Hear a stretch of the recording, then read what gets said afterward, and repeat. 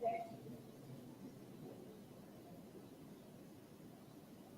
very good morning, and welcome to the judges, teachers, guests, and participants of the 12th 2024. Now, I'd like to introduce our judges today.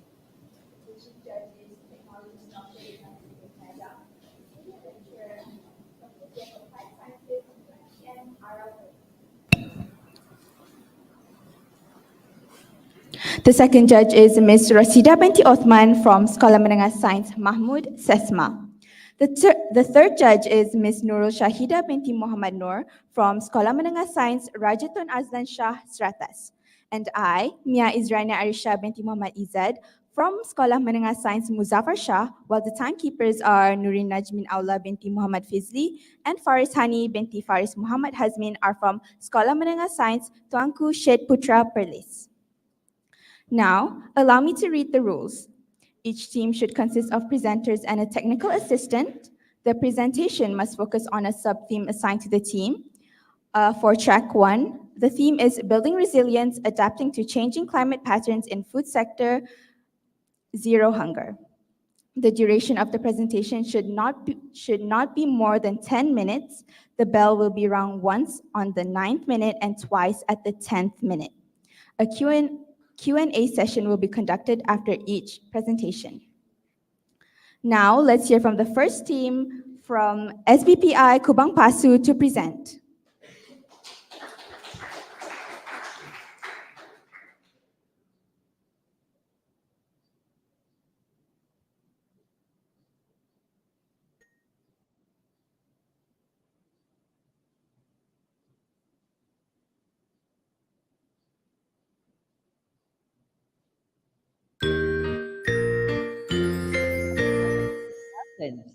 Not easy, right? Now, imagine juggling heat wave,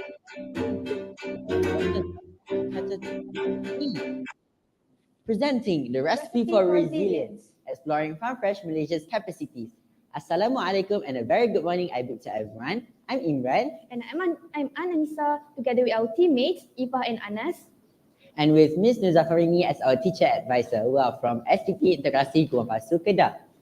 To begin with, the food sector has been greatly affected by climate change in recent years, significantly extreme hot weather. As a result, many livestock experience heat stress and crop yield lowers.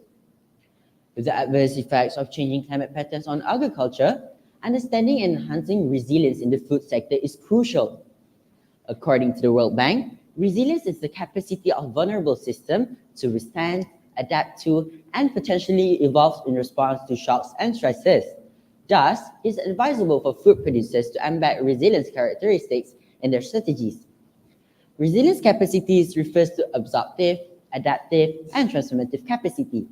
Resilience and its capacities have been studied in various disciplines, such as education, business, and engineering. For our exploratory case study, our subject is Farm Fresh Malaysia. For our international friends, Farm Fresh Malaysia is a prominent Malaysian dairy producer that was founded in 2009 by two brothers, Loy Tuan Yi and Loy Tuan Kin. In 2016, they partnered up with Azmi Zainal. As a Malaysian, I'm proud to say that Farm Fresh Malaysia is the first certified humane farm in Asia.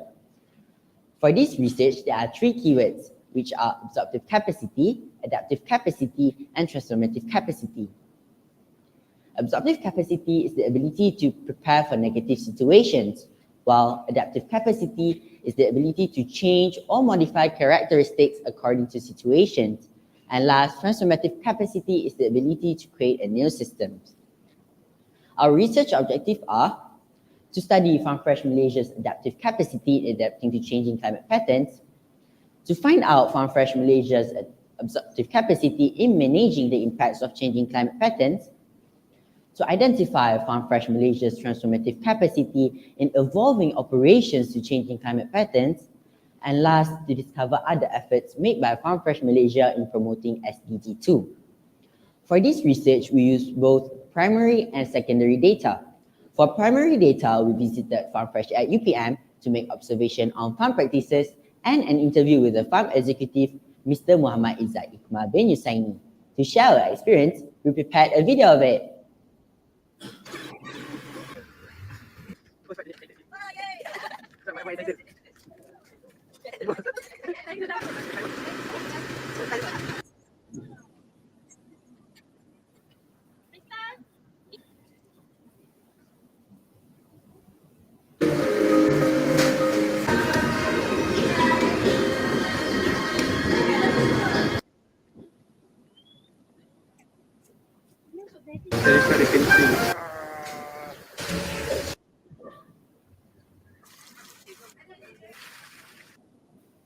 On the other hand, for secondary data, we analyze posts from FarmFresh official social media, official website, annual sustainability report starting from 2020, past interviews, as well as news articles. Everything was then analyzed using thematic analysis. Next, for our result. For research objective 1, we have discovered two different themes, which are utilization and accommodation. As a country with an equatorial climate, Malaysia has abundant rainfall and sunlight. Thus, FarmFresh Malaysia sees potential in this and have their solar panels to generate electricity from the sun. This helps them to power up remote areas without harming the environment. Other than that, they also do rainwater harvesting to provide sustainable water source and reducing vulnerability to droughts. In terms of accommodation, FarmFresh Malaysia offers alternative milks like plant-based milks and lactose-free milks to different customers' needs, and this ensures supply even if one source is affected by climate changes. Ladies and gentlemen, do you know that FarmFresh Malaysia cows listen to jazz music every day? Well, FarmFresh Malaysia makes sure to have attentive care routine for their cows. This includes oiling, showering, and regular bath and machine sanitizing. This is to make sure the cow stay happy, healthy, and produce milk steadily no matter the weather. Next, for research objective 2, we have discovered the theme No Waste Goes to Waste. FarmFresh Malaysia uses regenerative dairy farming. So what is actually regenerative dairy farming? Well, there are 5 components of it. The first one is watering the pasture or grass using treated liquid animal waste. And with the same liquid animal waste, they used to keep the barns clean. As for fertilizing the pasture, they use African nightcrawler worms to break down solid waste into organic fertilizer. On the other hand, black soda flies and their larvae are used to feed the livestock and koi fish. While solid waste that decomposed is used as part of the cow's bedding mixture. And for your information, food waste is decomposed by black soda flies and its nutrients are upcycled back into the ecosystem in the form of fertilizer. Overall, in managing impacts of changing climate patterns, regenerative dairy farming helps in creating healthier soil and reducing impacts from droughts and floods. Besides that, this also creates diverse ecosystems which are more resilient to climate stresses and thus ensuring consistent dairy production. Next, for research objective 3, we have discovered the theme Farming for the Future. As FarmFresh Malaysia produces a large amount of animal waste, they are currently building a biogas plant in collaboration with Green Lagoon Technologies and Berhad on their farm in Muazzam Shah. The aim is to reduce carbon footprint by converting this animal waste into biogas to replace diesel. On the other hand, over the years, they extensively use digital technology to improve their system. For example, digitalizing tracking system by using RFID tags.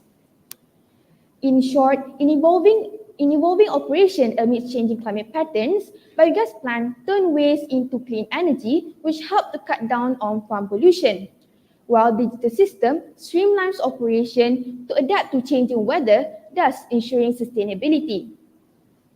Lastly, for research objective 4, we discovered the theme Conscious Business. Do you know about FarmFresh Grow? As for target 2.1, FarmFresh Malaysia has their own growing out milk, which does not contain maltodextrin, carbonate, and vegetable oil. Do you know that 1 out of 5 children in Malaysia suffers from stunted growth? In the direction of target 2.2, FarmFresh Malaysia has partnered up with Malaysia's Ministry of Education Supplementary Food Program by providing 200 milliliter of UHT milk chocolate milk packets for underprivileged pupils in schools nationwide since 2019. Next, for target 2.3, with the opening of their Muazzam Shah farms, provide a stable and meaningful employment opportunities to the local communities. This includes members of the indigenous Orang Asli groups in the area. This also aligns with Farm Fresh Local First policy. When it comes to besides regenerative dairy farming, for Target 2.4, Farm Fresh Malaysia came out with Milk on Tap program where customers can refill their bottle with fresh milk. This reduces packaging wastage. When it comes to Target 2.5, Farm Fresh Malaysia uses crossbreeds of Ocean Frisian and Sahiwal cattle from Pakistan, since the breeds are resistant to high temperature climate and easy to care for. Thus, they're able to maintain the milk's quality. For Target 2.8, in 2017, Farm Fresh Malaysia has partnered up with University Putra Malaysia to build Farm Fresh at UPM, or also known as Industry Centre of Excellence, to enhance local dairy industry through innovations and researches. This aligns with Target 2.8. Last year, there was a milk production crisis in Australia. However, Farm Fresh Malaysia was not affected by it, thanks to the farm that they own locally and milk sourced from small farmers. This aligns with Target 2.C. Our finding discovered that Farm Fresh Malaysia is able to adapt to changing climate patterns as it utilizes available resources and accommodates their cows and customers' needs. Besides having the capacity to adapt, Farm Fresh Malaysia also has other necessary capacities in building resilience that also align with SBPI. To sum up, in today's changing climate patterns, food producers must build resilience by implementing the main capacities. Farm Fresh Malaysia's commendable in and out resilience building practices should be emulated by all food producers beyond the dairy sector if we want to win the race against the climate emergency. Here are our references. With that, thank you.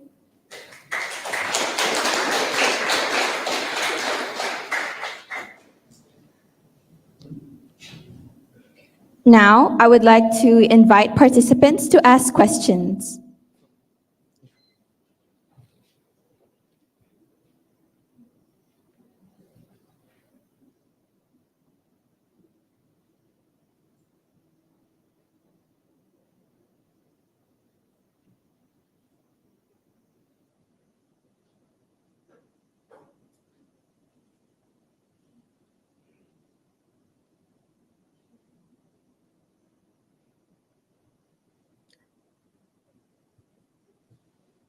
If there are no questions from the participants, now I give the floor to the judge to direct their questions to the presentators.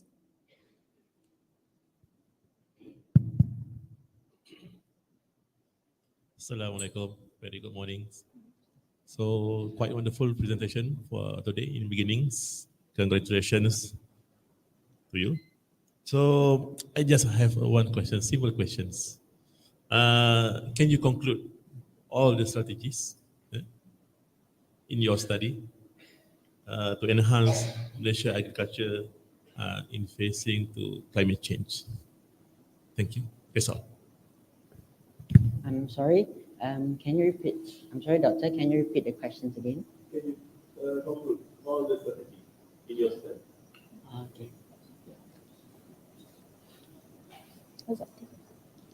Thank you for the question, Doctor. Well, based on our discovery, Farm Fresh Malaysia make sure to have three capacities in their sustainability practices. For example, which is adaptive capacity by using solar panels and rainwater harvesting, while they also do absorptive capacities by implementing regenerative dairy farming in their practices. And lastly, they also do transformative capacities by building a biogas plant to reduce carbon footprint by converting animal waste to biogas to replace diesel.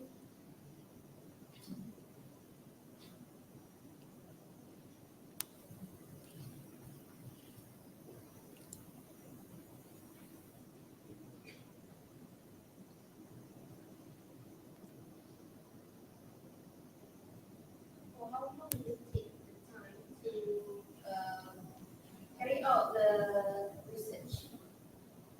Thank you for the question, madam. We actually started 6 months ago in completing our research.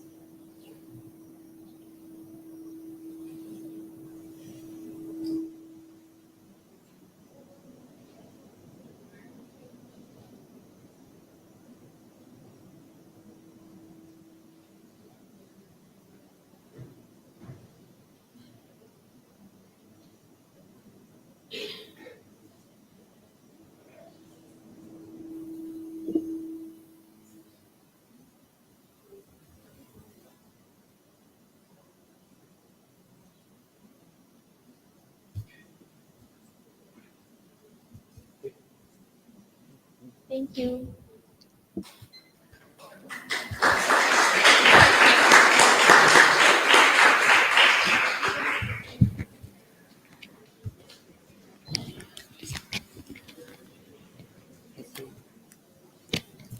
Thank you, SBPI KUBANG PASU, for the amazing presentation.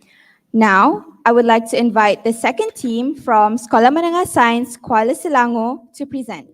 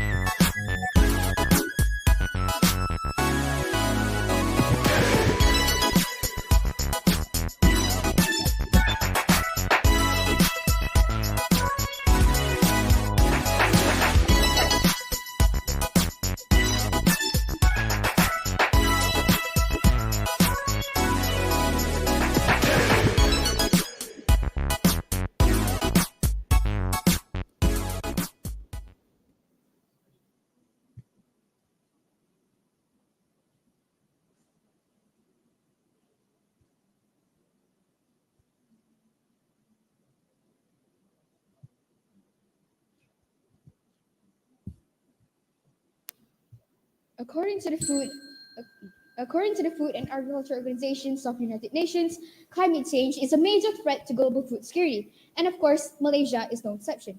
So, as researchers who are concerned about this challenge, we've been developing pioneering solutions alongside other efforts by the Malaysian government and research institutions. So, we will explore these initiatives, including our own contributions, and showcase how they can ensure robust food security in the face of climate change.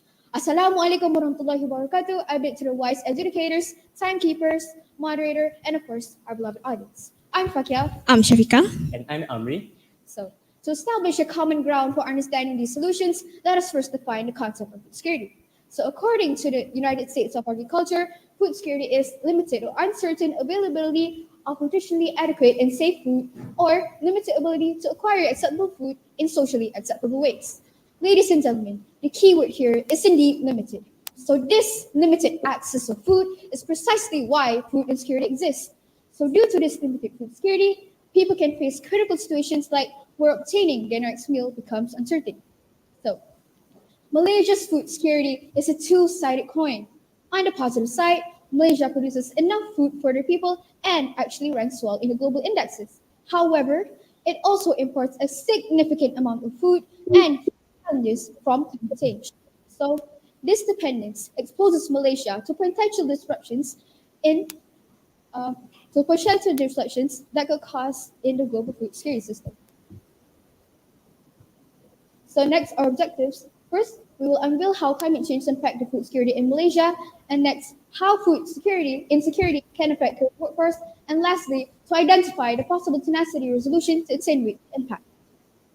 First and foremost, we want to prove how does climate change can impact the food security in Malaysia.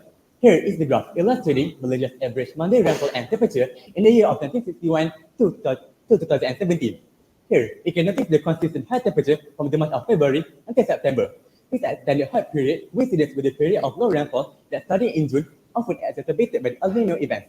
However, floods can still occur due to the high amount of rainfall at the end of the year brought by the northern monsoon, especially in the eastern coast part of Peninsular Malaysia, such as in the state of Kelantan.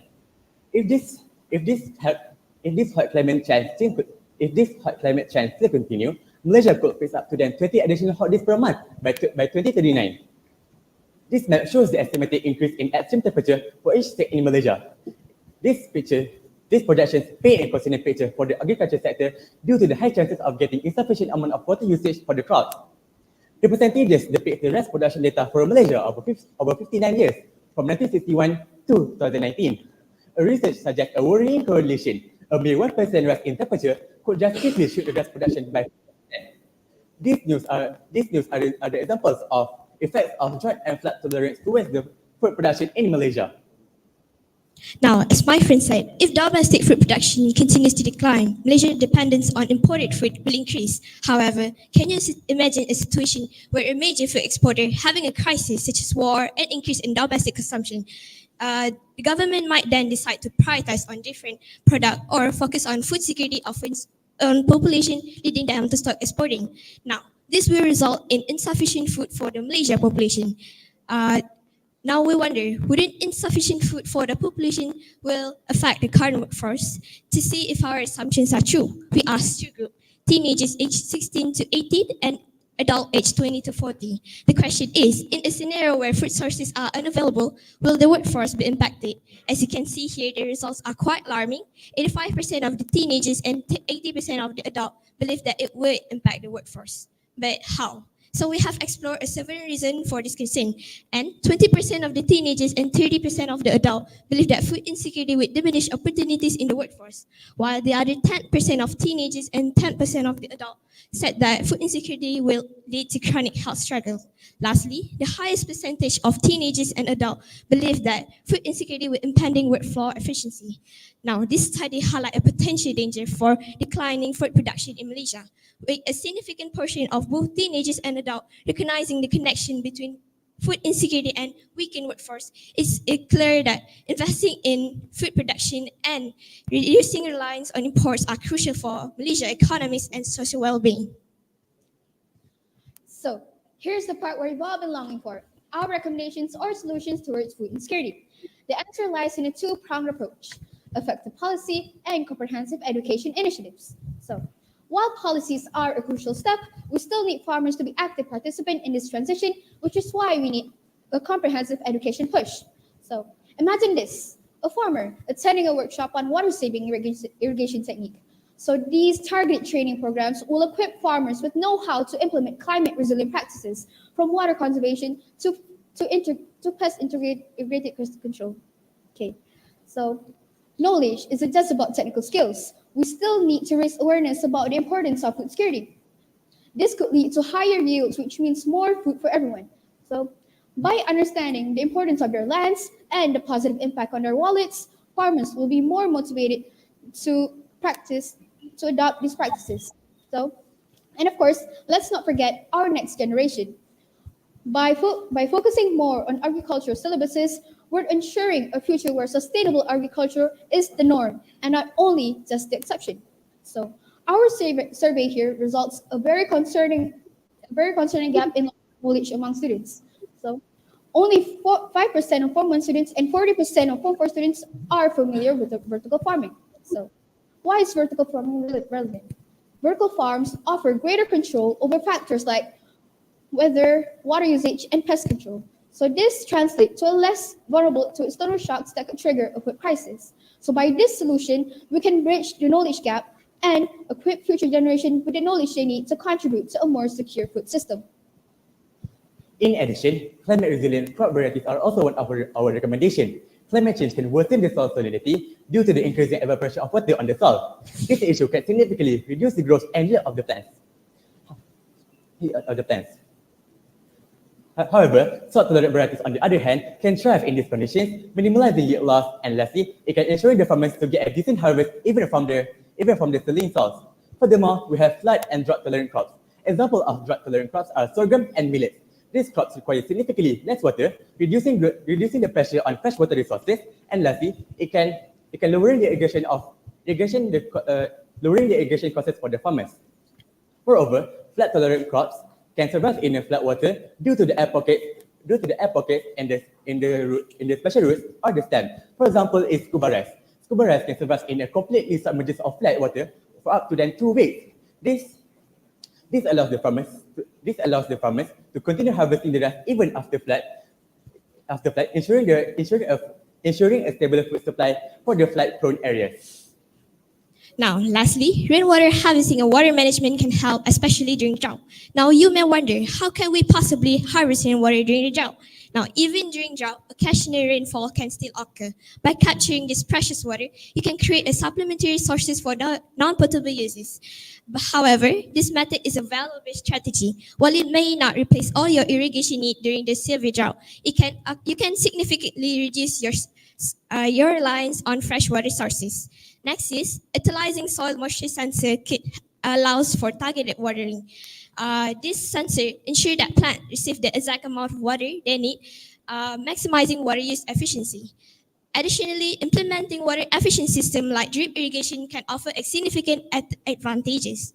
So, drip irrigation is a widely used method in Malaysia, especially for high-value crops like fruits and vegetables. It's a water efficient system that delivers water directly to the root of plant, minimizing waste. As traditional rainfall pattern become less reliable, farmer may be reliant on drip irrigation to ensure crop yields.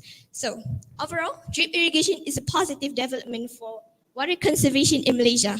By combining these two methods with other adaptation strategies, the Malaysia agricultural sector can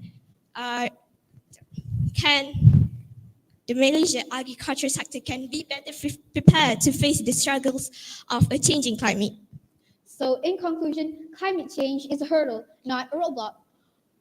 By embracing innovations from research to farmer education, we can build a resilient food security system in Malaysia. So together, let's be pioneers in securing our food future. Thank you. That is all from us.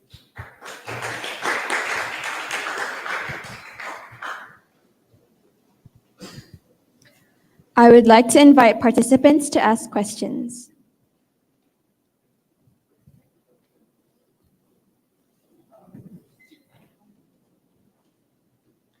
So, in your presentation, you mentioned the usage of vertical farming for future generations, right?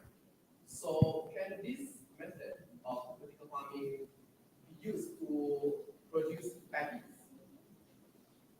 That is my question.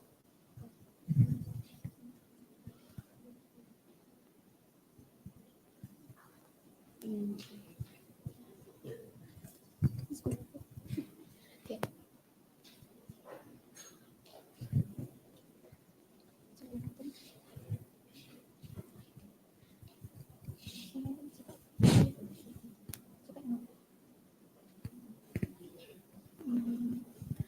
Okay, thank you for the question.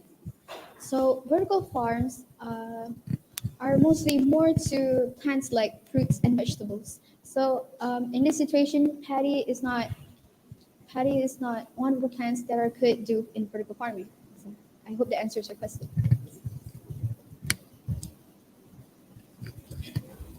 So you mentioned about improving water management system could help the crops during dry season, right? But how about during floods? Will it still be a valid situation? Thank you.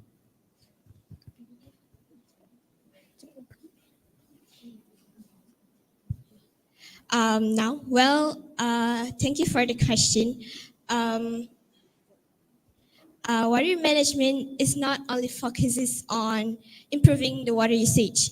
So there's a bunch of methods that can help during the floods, but it's not a way to avoid the flood. But you can avoid flood water from washing away our crops.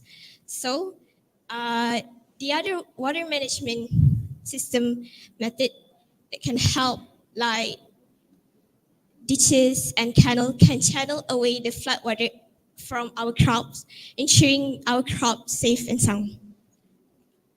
Thank you. Is there any other questions?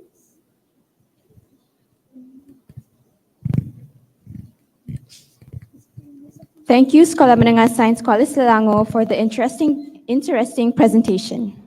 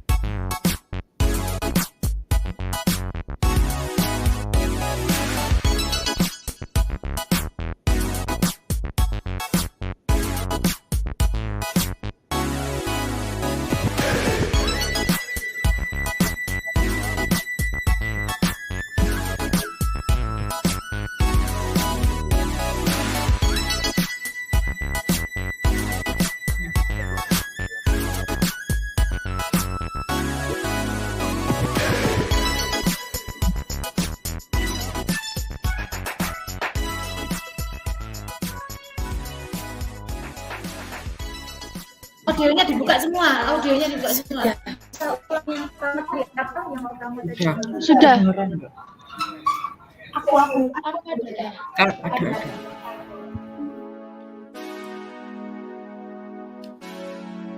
Nyala lo goblok.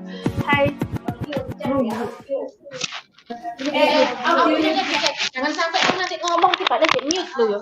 Next up, I would like to invite the third team from Madrasah ALIYAH Indonesia to present.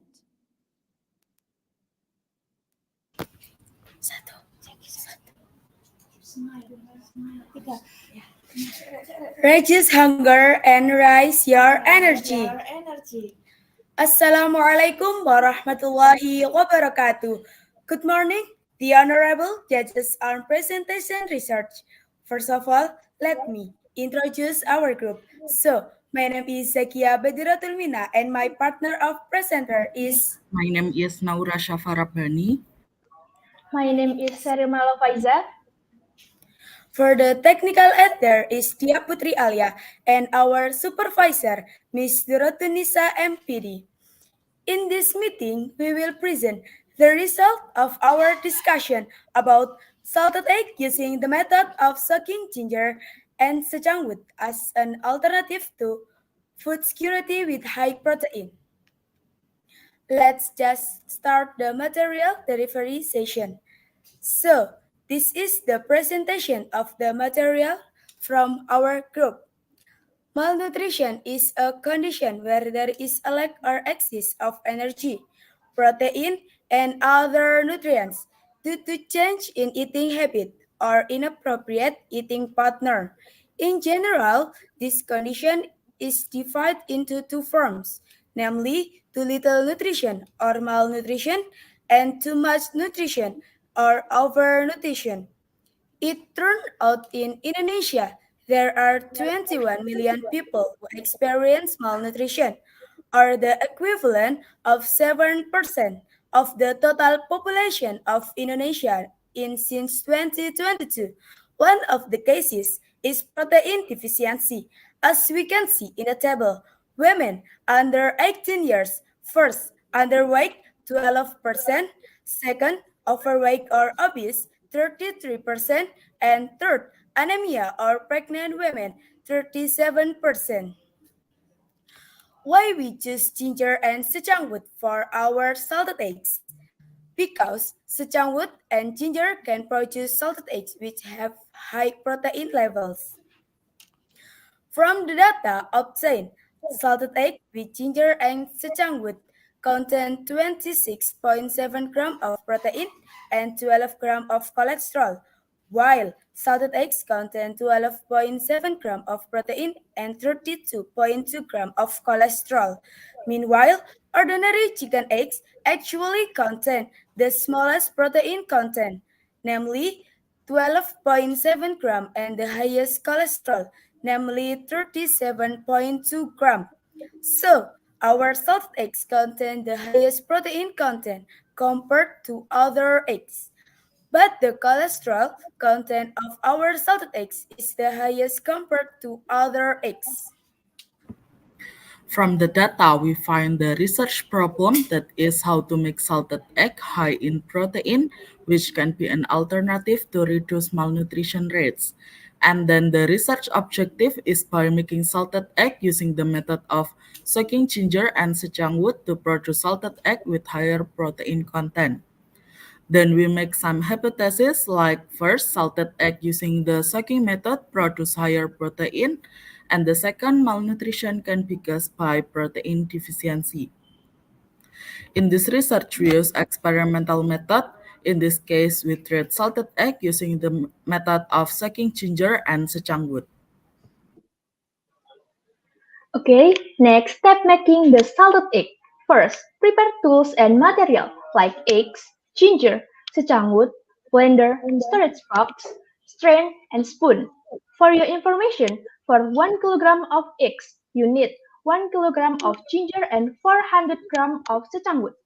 Next, salting egg until 5 days, and after 5 days, washing the salted egg, and then cut and blend the ginger, boil and strain the secang wood, Place the salted egg with extract ginger and secang wood in storage box and wait for 5 days.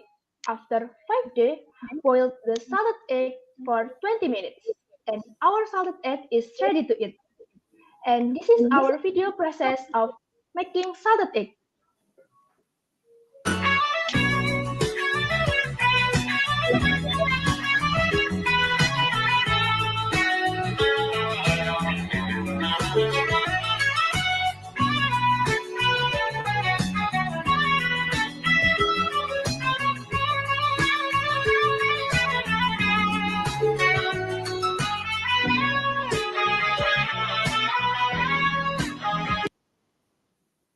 And next is our testimony video.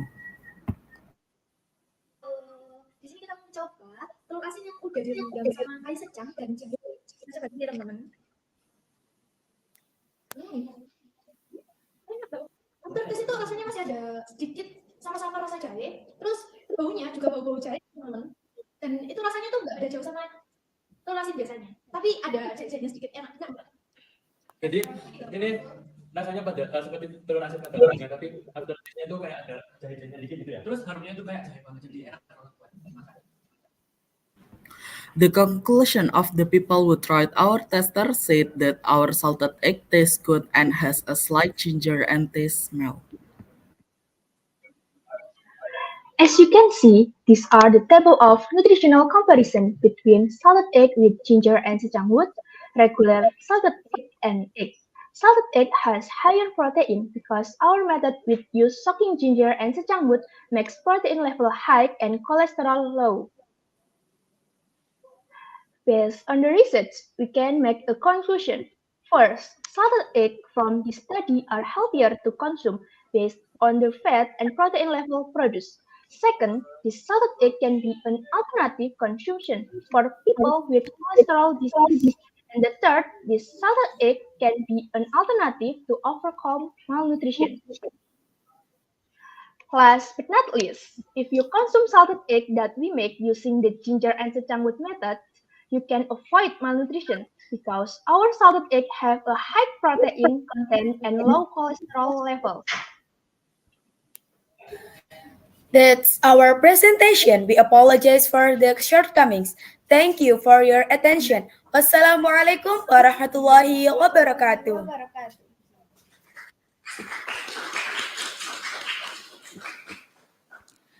Now, I would like to invite participants to ask questions.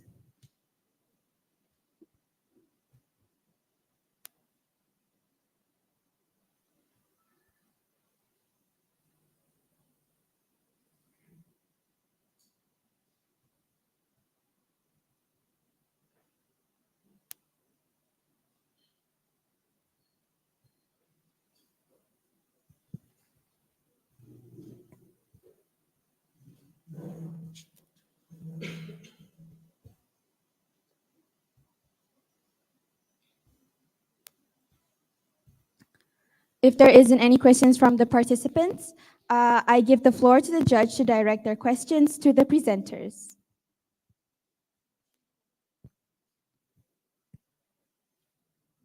Okay, Assalamualaikum. Very good morning. Kabare. Waalaikumsalam. Okay, I have some questions. Some simple questions regarding to your study. What sustainable practice are used to produce salt eggs? Repeat again. What sustainable practice are used to produce salt eggs? Any clear?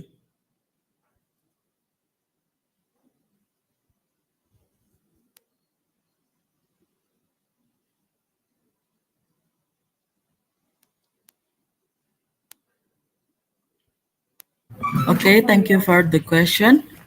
Maybe as a student, we can make product on a small scale and sell them at a low price to poor people because our salted egg are cheaper than other protein source such as a chicken and fish, so they can meet their protein needs.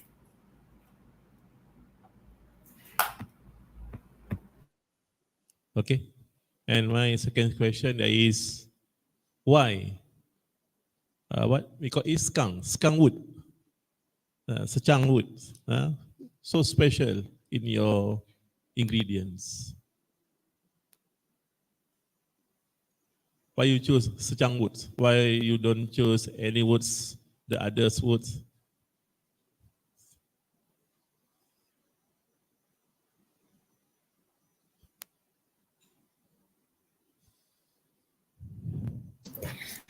Thank you for your question. So we choose sangwood for our salted eggs because sangwood can produce salted eggs which have high protein levels. Okay.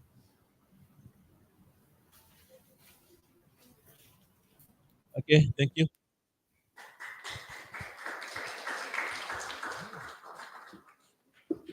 Thank you, Madrasah ALIYAH Indonesia, for the fascinating presentation.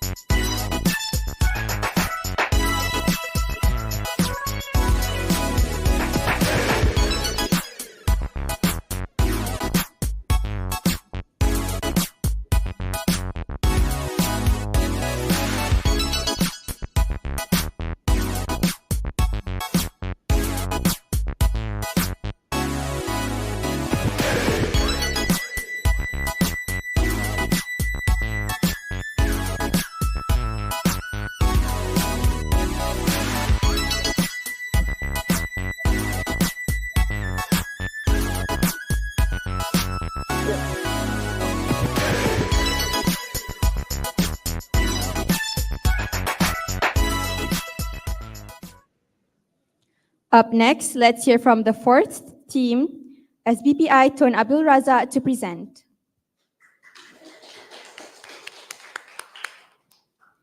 Bismillahirrahmanirrahim. Assalamualaikum and good morning. I bid to honorable judges, accurate timekeepers, moderators, and members of the floor. We, the representative from Integrated School of Tun Abdul Razak, will be presenting under sub-team 1, Building Resilience, adapting to changing climate patterns in food sector. I, Nisa Imana, as your presenter for today, with Atif Fakihi as the moderator, Karina Mirza as the reporter, and at last, Muhammad Darwish as the tech assistant. Now, before going on to our study any further, we first have to understand a few informations that will be much relevant to our study today. In July 2015, Malaysia had finalized its negotiation process with the United Nations country members regarding its involvement with the 2030 Core Agenda Sustainable Development Goals, SDG. Now, SDG actually consists of 17 interlinked global goals, but today we will only be focusing on one, which is SDG 2. But wait, out of all the 17 goals, why SDG 2? It is because SDG 2 actually create to end hunger, achieve food security, and improve nutrition and promote sustainable agriculture. Therefore, the title that we've came up today called Starvation Shadow, the Crisis Unfolding in South Sudan. So, what's the unfolding crisis here? As you can see, the unfolding crisis is equals to famine, for that reason, we will be focusing on what are the factors that causes the famine in South Sudan and what has the government done to overcome this issue. First and foremost, let us take a look at the meaning behind the word famine. Famine is actually means severe and prolonged hunger in a substantial proportion of the population of a region or country, resulting in widespread and acute malnutrition and death by starvation and disease. We've highlighted few keywords that will be much relevant for our study today, and we'll go through them one by one. I'm sure you might be wondering, what causes famine in South Sudan? Well, the problem here is that South Sudan actually experiences tropical climate, whereas their average temperature every year is between 25 to 35 degrees, but it may exceed 35 degrees during the dry season, which only be making it worse than before. Moreover, the rainy seasons there also only occurs between April to November. Next. Moving on, for all of your information, South Sudan actually experienced famine, followed by several years of instability in the food supply, and it has affected an estimated of over 5 million people, which is half of the population itself. Therefore, the United Nations has declared a famine, and as now it has weakened to a state of severe food security. So, who knows? What are the factors that are affecting the climate change in South Sudan? Well, some of you might already guess what it is. So, it is the deforestation, agricultural expansion, greenhouse gas emission, and at last, fuel wood collection. And yes, by looking at these pictures, we can see that all of these are the human activities, which means the nature itself is already created beautifully and naturally, but as these are becoming more modern, we the humans are the one to destroy them by doing these kind of activities. Moreover, these human activities had also caused the annual temperature in South Sudan to increase by more than 0.4 degrees every decade for over the past 30 years, and worse, it is expected to reach 1 degrees to 1.5 degrees by the year 2060, which will create a warmer and drier climate.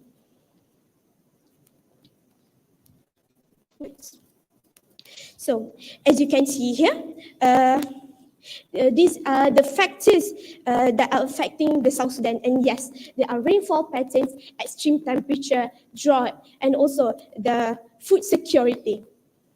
So overall, how did this famine affect South Sudan?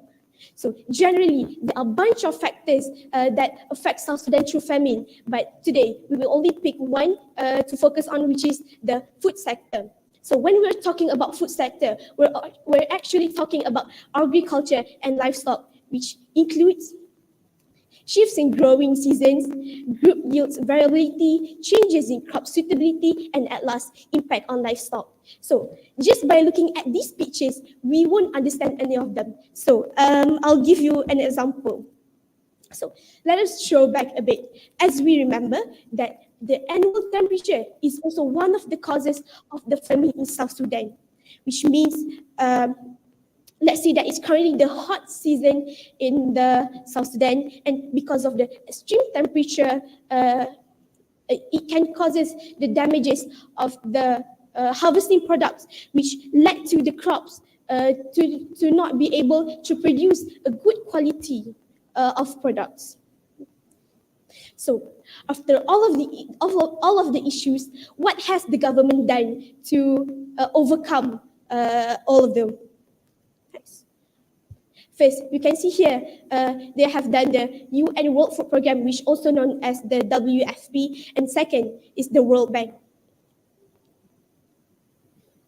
As we can see here, these are some website pages that have been uploaded to help raising funds, and which will later be using to provide the necessities to help the South Sudan citizens.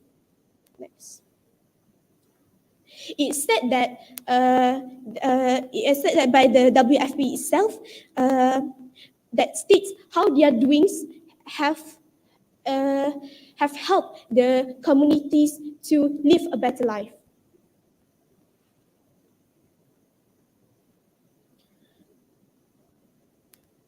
Here we can take a look at the World Bank.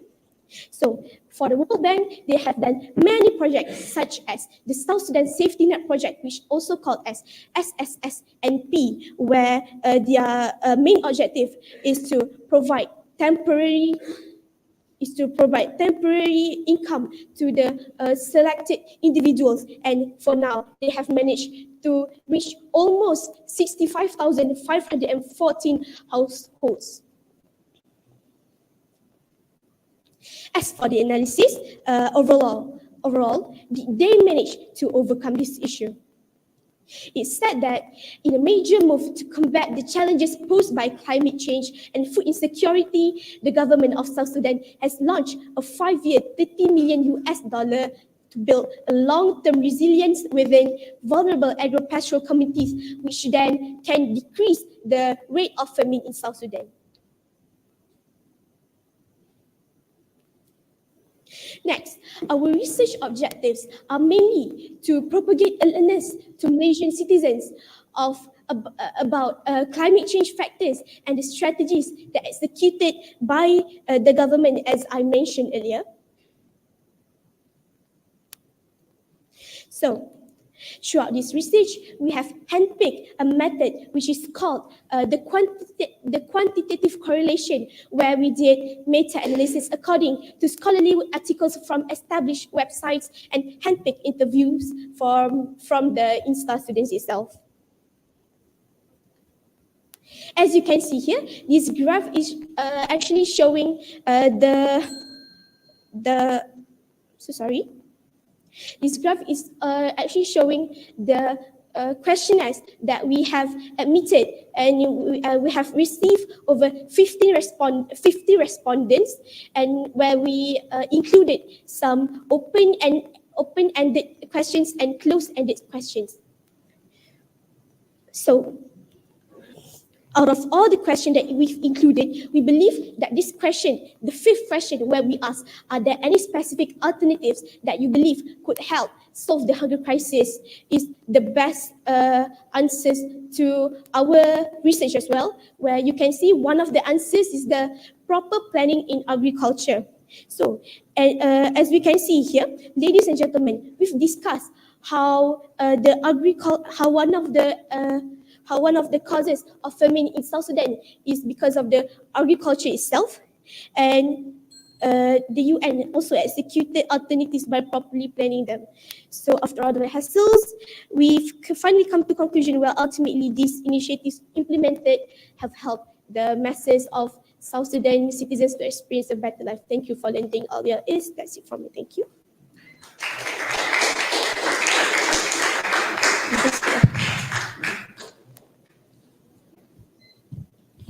Now, I would like to invite participants to ask questions.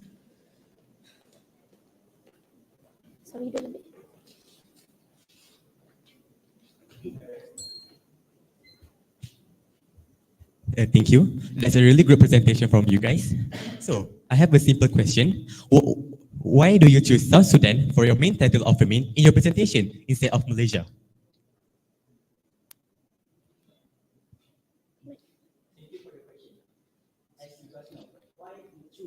Sudan as a main title for our family. So South Sudan, we choose South Sudan instead of Malaysia because we all know that Malaysia nowadays we are not facing a family crisis, but we are facing such as obesity and also overweight crisis. So although we still have a crisis, but Indonesia, it's really happened in family function. We still have an alternative that alternative. We implement the same alternative as what South Sudan do. So because the South Sudan shows that improvement is their improvement is very interesting. Will be used the same we will use the same strategies. The same alternative to overcome this crisis in Malaysia.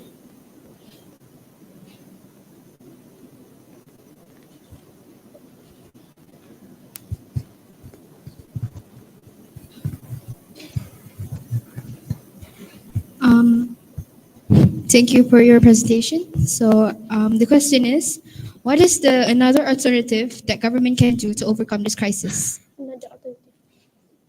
Thank you for the question. Ladies and gentlemen, other alternative that we can do is by provide and invent another technologies or device that we planted in underground or known as carbon absorption. This carbon absorption is actually have been invented by scientists in this world. So how this will work and how this will overcome the crisis that happened that happened in family. So the carbon absorption actually will absorb the carbon that spread in our atmosphere. As we all know, our atmosphere nowadays is limited condition. So by absorbing the carbon, we will reduce the layer of atmosphere, and also we will minimize the greenhouse effect, and we will minimize the greenhouse effect, and at the same time we will stabilize the climate change. So this alternative is very helpful to us to overcome the crisis. My question is, we in Malaysia had recently endured extremely hot weather, and isn't that affect our food sector? We in Malaysia had recently endured extremely hot weather, and isn't that affect our food sector? Doesn't that affect our food sector because we extremely our kita baru, that means which means about our food sector. Okay, kita kata food sector is not only ni kan, kita punya food sector bukan daripada animal sea kan. So okay. Are you okay? Cakap lah. Tu kan. So dia kata begini. Okay, kita kat Malaysia. Tak, aku tak tahu jawab. Okay, Malaysia baru-baru ni ada extreme weather. So, which means diorang pun kenapa kita tak benda tu affect food sector kita juga. Okay, sekarang food sector besar kan. Okay, what else the other contoh for food sector?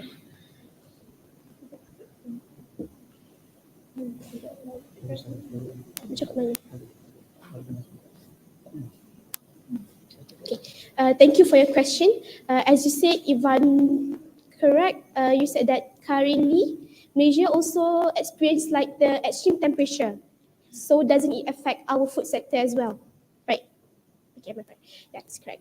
So that means, okay, food sector, it's not really a close thing. It's a general thing. So food sector, it has many many ways to explain it. So can I ask what type of food sector that you're trying to ask us? Is it the agriculture?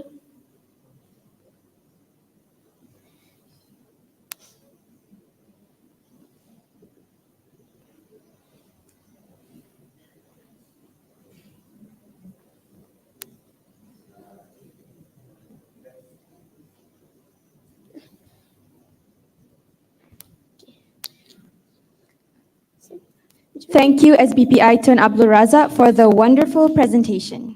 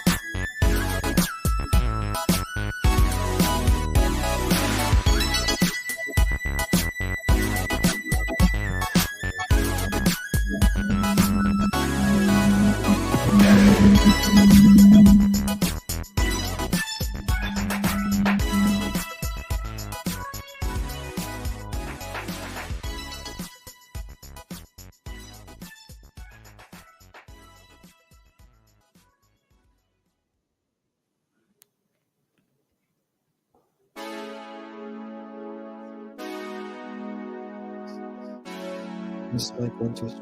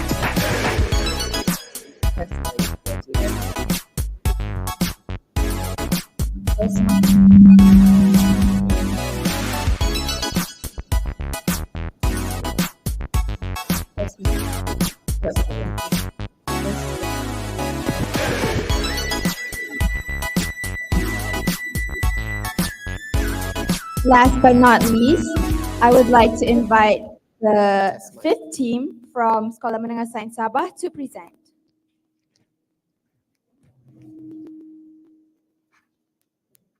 Test mic 1, 2, 3. Test mic 1, 2, 3.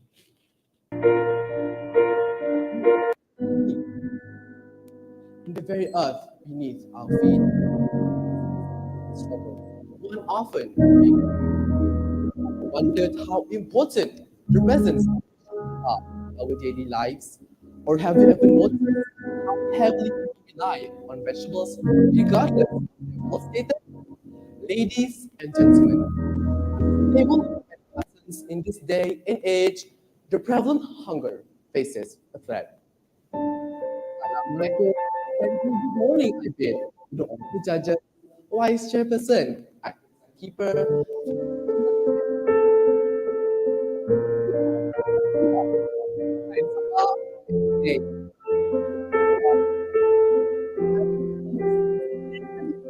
small farmers.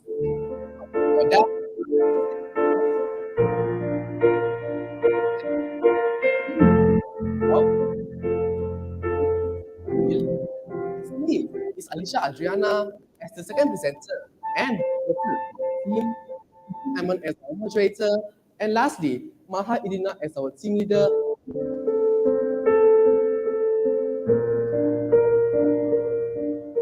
Now that is done, be affected the agricultural sector in many ways, especially production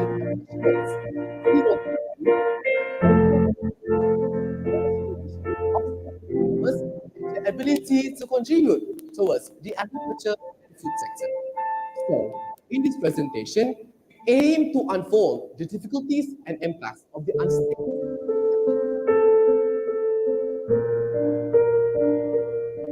to enable agriculture to sustain suggest ways to increase the rate of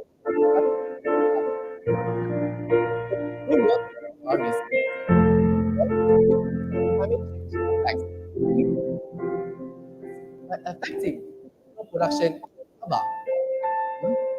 The government, technologies, and NGOs you can mitigate the impacts of climate change towards vegetable production. Nothing new.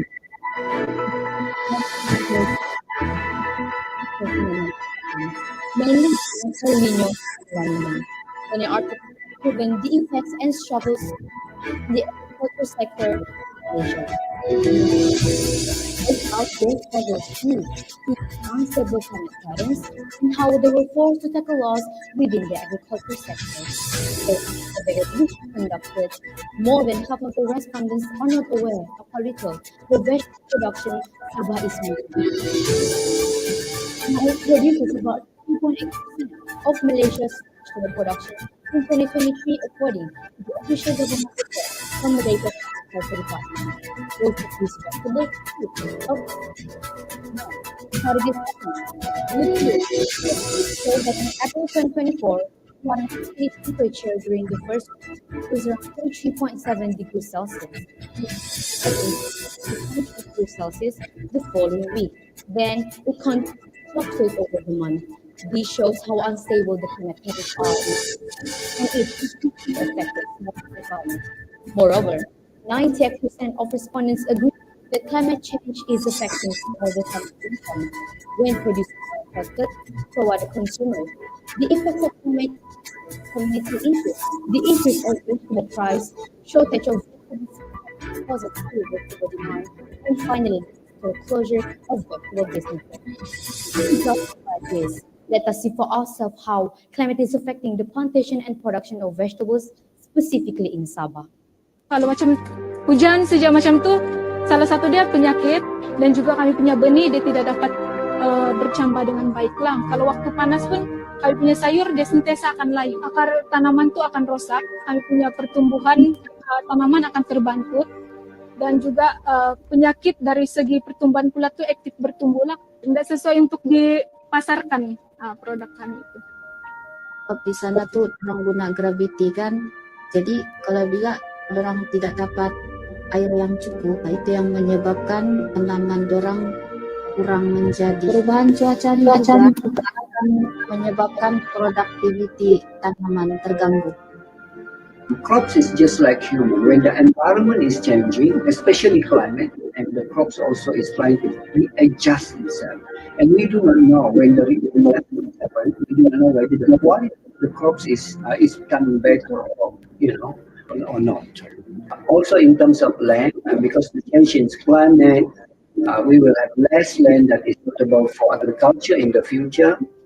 When we are talking about the impact of climate change to agriculture, smallholders, farmers, they are more vulnerable. You know why? Because they have resources to adjust and adapt to the change in climate.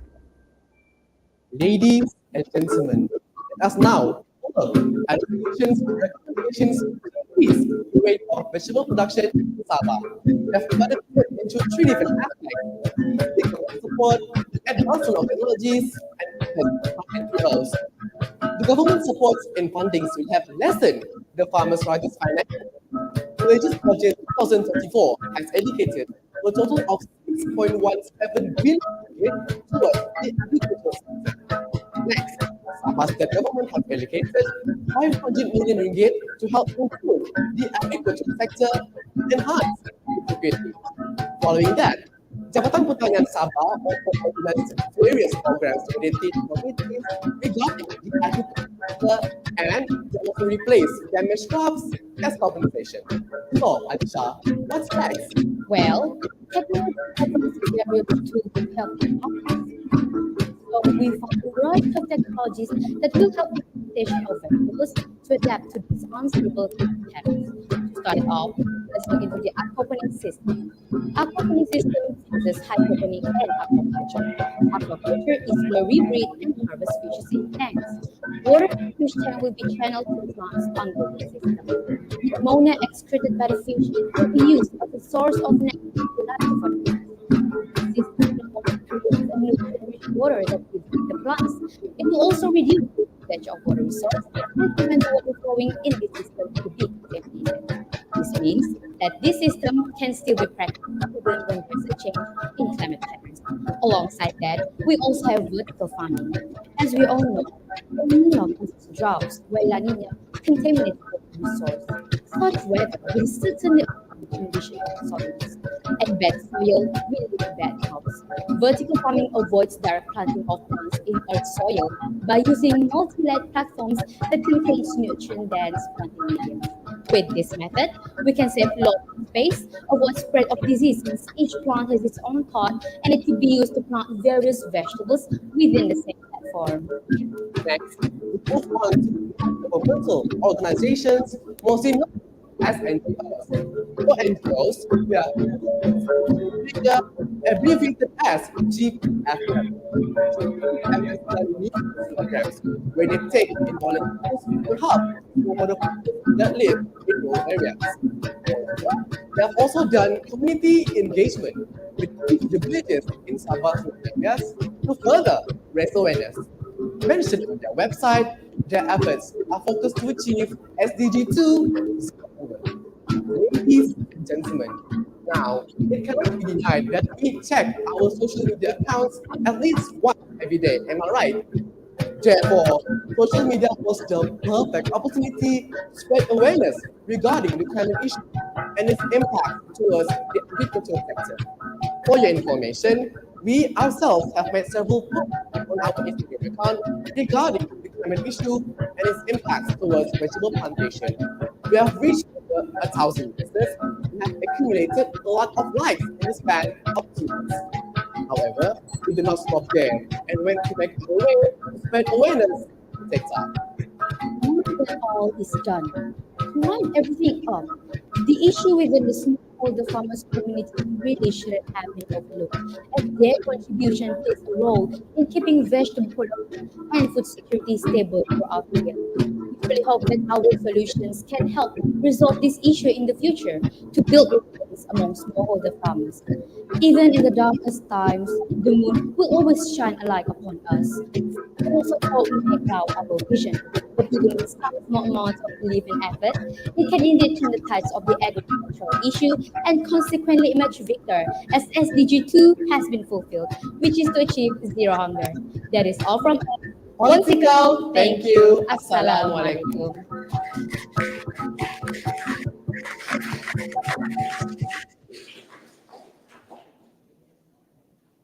I would now like to invite participants to ask questions.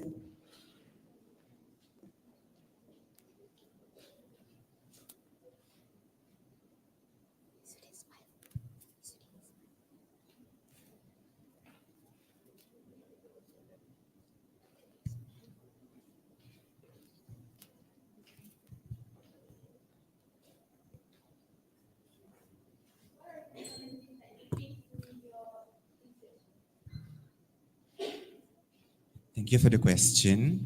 What challenges that we faced is that to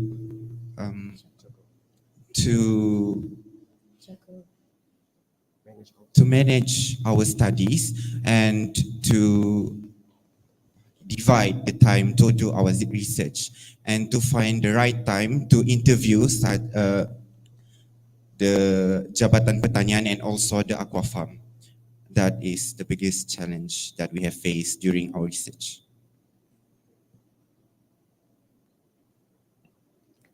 Now I give the floor to the judge to direct their questions to the presenters.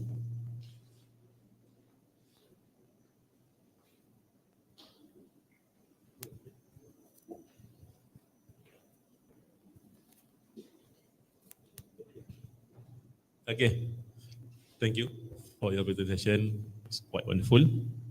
Okay, just simple questions from your opinions. How does small farmer can adapt to extreme weather to ensure the food security? Can you repeat the question? How does smallholder farmer adapt to extreme climate change? Thank you for the question.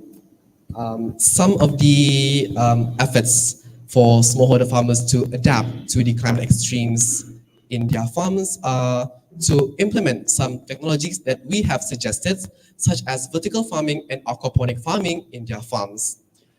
These methods of farming has been proven to be effective in adapting to climate extremes, and it has it has increased their production rate by tenfold, and this has increased their income at the same time.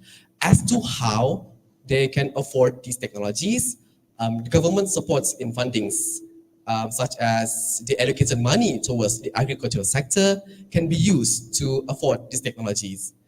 And additional to that, NGOs such as Global Peace Foundation Malaysia can also sponsor some money for the smallholder farmers so that they can afford these technologies, so that they can adapt to climate extremes. And with these adaptation being available, the vegetable production in rural areas is consistent, meaning that the villages in rural areas can obtain food that they can eat. And when they can obtain food, that means that SDG 2 has been fulfilled, which is to achieve zero hunger. I hope that answers your question.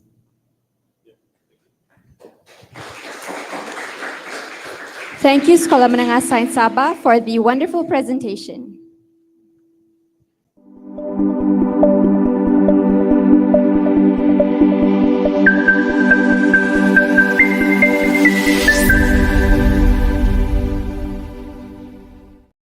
Thank you again for all the informative yet unique presentations from all of the schools. We've now reached the end of this session. Thank you to all judges for your precious time. You all now may leave for a break and come back by 11 o'clock if you're interested. Thank you.